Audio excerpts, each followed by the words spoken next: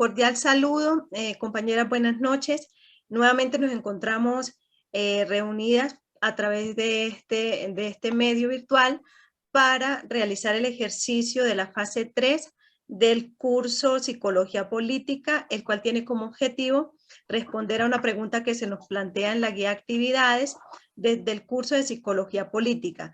El grupo colaborativo 72 está conformado en esta oportunidad por Beatriz Elena Gómez de los Ríos, Paula Andrea Cardona, Elda Sofía Celestino y quien les habla, Neisy Jimena García León. Somos estudiantes del programa de Psicología de la UNAR y a continuación vamos a responder la siguiente pregunta como ejercicio académico. La pregunta es, ¿qué comportamiento sociopolítico ha sido instituido por el conflicto armado en Colombia? Iniciamos con la compañera Beatriz y luego posteriormente cada una de nosotras va respondiendo la pregunta. Beatriz, hola. Hola, buenas noches. Bueno, después de ese comportamiento de más de 50 años que tuvo de duración el gobierno nacional con las FARC y EPM, acordaron poner un fin de manera definitiva al conflicto armado interno. En primer lugar, la terminación de esta confrontación armada significó el final enorme del enorme sufrimiento causado a millones de personas de desplazamiento forzado, de cientos de miles de muertos, decenas de desaparecidos, de toda índole, sin olvidar el alto número de poblaciones que han sido afectadas de una y otra manera a lo largo y ancho de nuestro territorio. En segundo lugar, fue el fin del conflicto. Hizo una apertura de un nuevo capítulo de nuestra historia, para dar inicio a una fase de transición que contribuyera a una mayor integración de nuestro territorio, una mayor inclusión social, pero en especial a favorecer a quienes han vivido al margen del desarrollo y han padecido un conflicto, y que además ayuda a fortalecer nuestra democracia para que se despliegue en todo el territorio nacional y asegure que los conflictos sociales se transmiten por las vías institucionales, con plenas garantías para quienes participan en la política. Una vez y para siempre, a los ciclos históricos de violencia, sentar las bases de la paz. Pienso que es lo más primordial, la paz que quieren sentar. Sin embargo, deben constituir un indisoluble porque están permeadas por un enfoque de derechos, para que las medidas acordadas contribuyan a la materialización de los derechos constitucionales y todos los colombianos, pero sobre todo nunca se repita un conflicto armado. Este es el propósito de este nuevo trato que hay sobre la paz. Y es un sueño para todos nosotros, la paz. Pero la paz comienza desde cada uno, desde cada granito, y también el perdón. Es muy importante ese perdón, pero desde el fondo del corazón, no de labios, sino hacerlo de corazón. Con la ayuda de Dios lo podemos lograr. Muchas gracias. Beatriz, excelente participación y aporte a la pregunta. Compañera Paula, ¿nos puedes, por favor, responder desde su individualidad, subjetividad, este cuestionamiento que se nos plantea? Bueno, compañeras, cordial saludo. Yo quisiera retomar un aporte de las lecturas de Calderón 2016, donde nos habla del conflicto armado colombiano y cómo se ha caracterizado por ser uno de los más largos del mundo, en el que se ha dejado miles de víctimas a su paso. La búsqueda de la paz ha sido en diferentes momentos y escenarios históricos el principal objetivo del Estado, a través de varios intentos de negociación con la guerrilla de las Fuerzas Armadas Revolucionarias de Colombia, como lo son el Ejército del Pueblo, las FARC-EP, entre otros grupos criminales. Al retomar este aporte de la lectura, yo llego a la conclusión de que el comportamiento sociopolítico instituido por el conflicto armado en Colombia pues es una situación totalmente crítica y alarmante que el país aún continúa viviendo, donde es un rechazo totalmente que la sociedad ha tomado hacia las funciones del Estado, Hoy no se reciben bien vistas las decisiones de ellos, los manejos que se le está dando a la economía del país, a la evolución del mismo, al desarrollo. El manejo del gobierno a estos grupos al margen de la ley, pues en estos momentos está siendo rechazada porque los actos violentos aún continúan.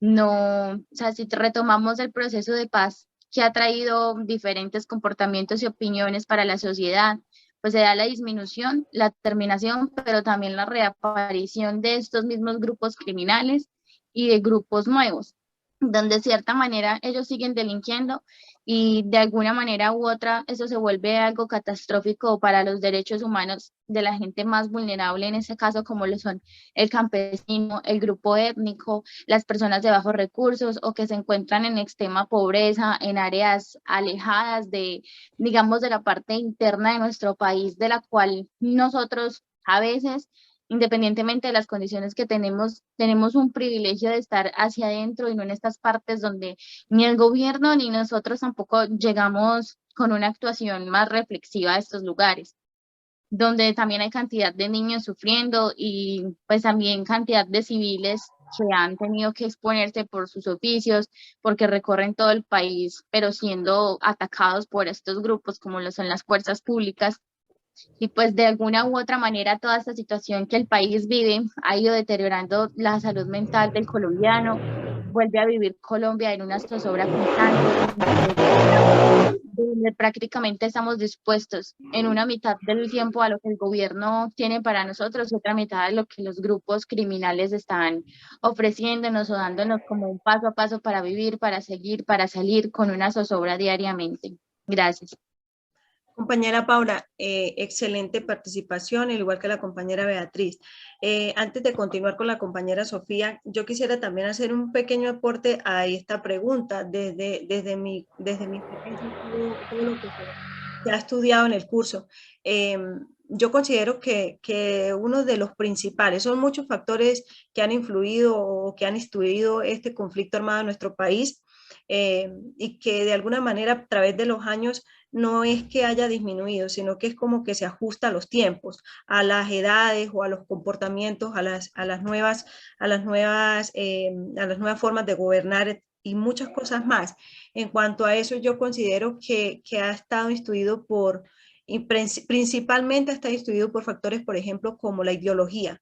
Es un factor y ha sido una influencia muy grande en nuestro país a través de la historia porque la ideología hace parte de todos como un contexto, como un grupo colectivo, de una individualidad. Sin embargo, esta ideología va más allá porque tanto los grupos al margen de la ley como el Estado, todas las personas que están a un lado al otro, se identifican con esa ideología que está marcada por la corrupción, que está marcada por la historia, que está marcada por lo social, que está marcada por la religión, por la cultura, que está marcada por la economía. Entonces, todo eso hace un conjunto de creencias y valores que ha permeado en estas comunidades donde vemos que se afecta directamente con la guerra.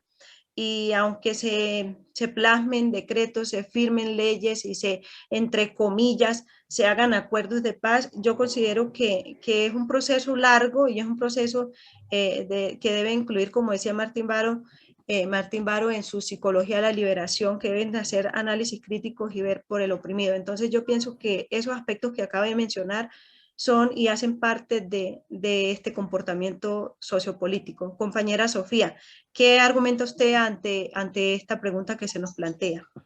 Gracias. Buenas noches, compañeras y tutor. Voy a citar dos personas que han sido muy influyentes en este tema. Por un lado tenemos a Key en 1991, que define a la opinión pública como aquellas opiniones tenidas por personas privadas que el gobierno encuentra prudentes escuchar. Por otra parte, Erickson define, teniendo como opinión la parte de la opinión pública, que es la combinación de opiniones personales de adultos hacia temas que tienen relevancia para el gobierno. En cuanto a la pregunta del comportamiento sociopolítico, considero que es la historia, desde acuerdo a la historia que se viva. No todas las personas tienen la misma apreciación, ya que han tenido diferentes realidades.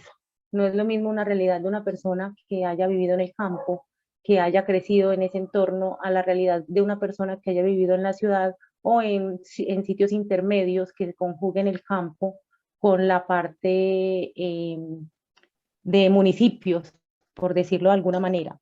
Hay un tema de recopilación de voces que es el desconocimiento de la realidad vivida o el escuchar la historia de alguien más y replicar esta historia, o en su momento intentar la réplica de la información de otras personas o de lo que alguien más quiera entregar o hacer ver. A veces lo que vemos en este momento en los jóvenes es que buscan un tipo de educación, entonces se mezclan en grupos para tener una voz colectiva sobre temas que de pronto han leído, pero no tenemos una fuente fidedigna de dónde sale la información de la que ellos están alimentando. En ese momento el tema de realidades o el tema de conflicto armado se vive de una forma muy distinta a hace 20 o 30 años, dado que las redes sociales han hecho mucho más visible este tipo de conflictos, pero también esto ha permitido que esto genere un poco de confusión en las personas y que ellos tengan la posibilidad de permear un poco más la realidad de todos y así ellos hacer creer o hacer ver lo que realmente ellos quieren ver y no la realidad o lo que realmente está pasando en las comunidades. Desde otros ángulos, también podemos decir que el Estado ha tenido mucha influencia en cuanto a la visión que la sociedad tiene sobre la política, sobre el conflicto armado y sobre todas las vivencias que se tienen en la comunidad. Considero, ya como para concluir mi intervención, que es un tema de no olvidar, porque el que conoce la historia el que no la conoce está condenado a repetir los hechos que ya pasaron, pero sí a tener pues como más claridad de dónde sale la información que manejan los jóvenes y se manejan de acuerdo a las vivencias históricas. Muchas gracias.